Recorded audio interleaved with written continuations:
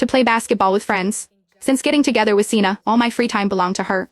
I accompanied her everywhere, took care of her, and had no time left for myself. That wouldn't be the case anymore. I needed to live for myself now.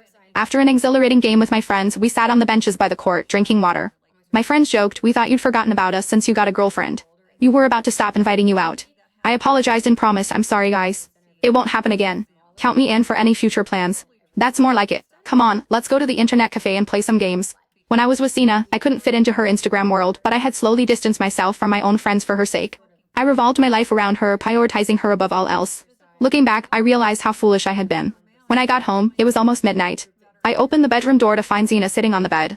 She frowned and said, "Ezra, why are you back so late? I had to order takeout for lunch and dinner." It was awful. I opened the closet to get some clean clothes. I ate at restaurants today too. The food was pretty good, not worse than home minus cooked meals. Sina stared at me in surprise. "You used to say you cook for me every day and that I shouldn't eat takeout because it's unhygienic." I was wrong. Living in this society, if you can't cook, you have to get used to takeout food. A flash of anger crossed Sina's eyes. "You say you're not angry, but you've been out all day without a single call or message and you didn't come home to cook for me." I replied calmly, "I'm not angry. I was just hanging out with friends. My phone died so I couldn't call." Seeing my attitude, Sina suddenly threw off the covers and got out of bed angrily. She grabbed me as I was about to leave, her voice shrill. "Can't you be more understanding? I've told you we're just like siblings, what are you still upset about?" "Ezra, my patience has limits." I shook off her hand. "I'm really not upset. I'm tired. I'll sleep in the guest room tonight." With that, I took my clothes and went to the bathroom to shower, ignoring Sina's calls from inside the bedroom. That night, I slept soundly for the first time in a long while. Sina was a restless sleeper, kicking off the covers several times a night. When we slept together, I never got a full night's rest, having to get up multiple times to cover her.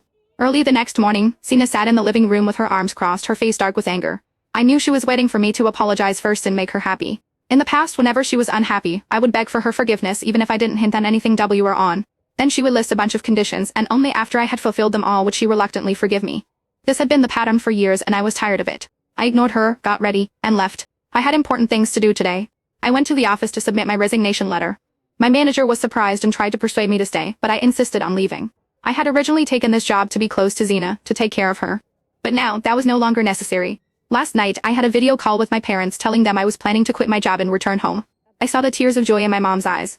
My dad's health hasn't been good lately, and he's been struggling to run the small supermarket by himself. When I say home, it's not some remote village but a coastal city. Sina had always refused to go back with me, saying she wasn't used to the food there. So I left my parents to find work here with her. That evening, I met up with my friends for dinner and told them the news. They all agreed that going back was the right decision, as my parents' health was more important. After a few drinks, someone suddenly asked, "What about Sina? Is she willing to go back with you now?" I was silent for a moment, then smiled bitterly. "No, we'll probably break up.